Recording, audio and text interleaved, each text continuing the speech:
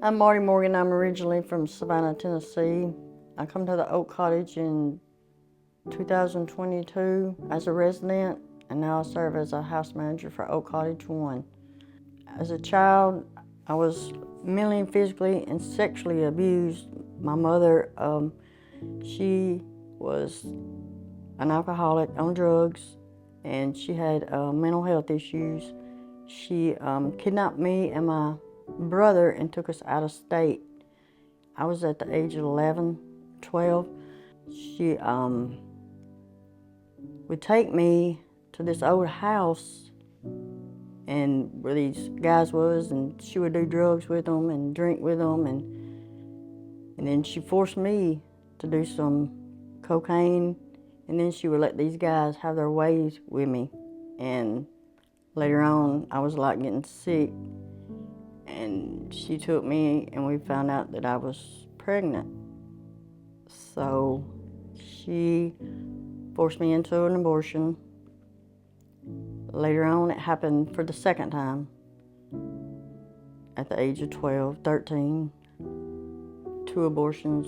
And I never spoke about it because I was scared of what would happen to my family, you know? And just escalated into drugs.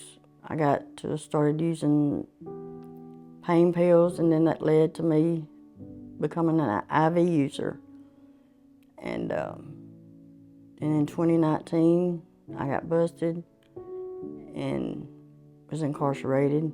And then again in 2021, I got busted for selling meth, and I got a 12-year sentence. I served 3.5 years in the Hardin County Jail. While I was incarcerated, these ladies would come to the jail and have like Bible study, and the officers would be like, why don't you go and listen to these ladies? And I was like, no, I'm not doing that. You know, I was mad at God. I blamed God for everything that happened to me. If there was a God, then why did I have to suffer all this, you know? And so I gave in, and I went, you know, and I started listening to the ladies. And just one day while we were there, you know, she said the sinner's prayer, and I just hit my knees and I surrendered and said, Lord, I'm yours, you know, do with me what you will. And so I got to come to the Oak Cottage, and from there, when I got there, there was just so much love there, and I started growing spiritually, and it just changed my life. It saved my life in so many ways.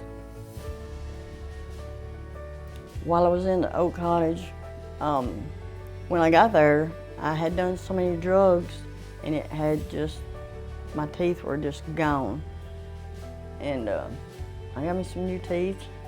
Can't take that smile. And when I graduated, when I was home taking care of my brother and my mother who suffered dementia, I had no way of getting them back and forth to doctor's appointments.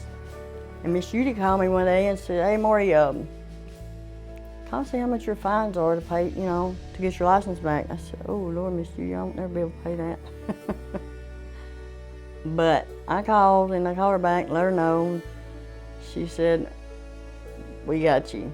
So that was provided for me.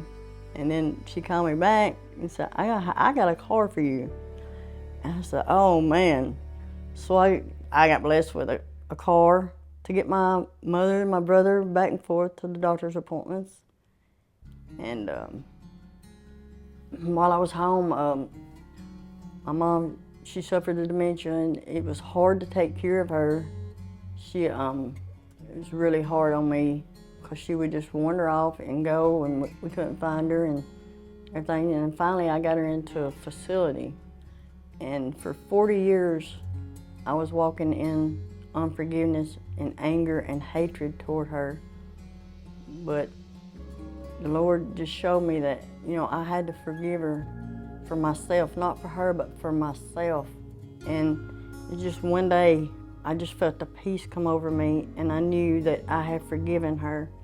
And I'm glad that I got to tell her that I forgave her before she passed away, because I wouldn't want to be still walking in that hatred and anger. But he took that from me, and I felt so much peace of it. And I just thank Miss Judy and my mentors, and I just want to thank Jesus for today, for saving my life and putting me at the old cottage and letting me pour into these girls what got poured into me.